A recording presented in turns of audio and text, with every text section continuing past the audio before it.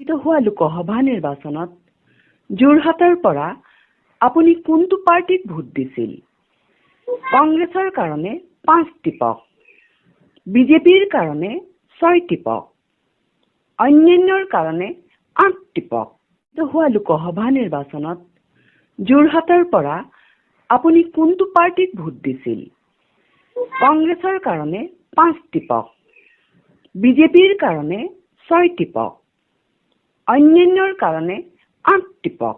হোৱা লোকসভা নিৰ্বাচনত যোৰহাটৰ পৰা আপুনি কোনটো পাৰ্টিক ভোট দিছিল?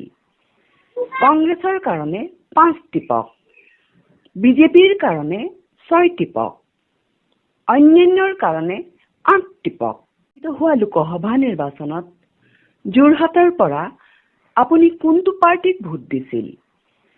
কংগ্ৰেছৰ কাৰণে 5 টিপক, বিজেপিৰ কাৰণে 6 টিপক, অন্যান্যৰ কাৰণে 8 টিপক।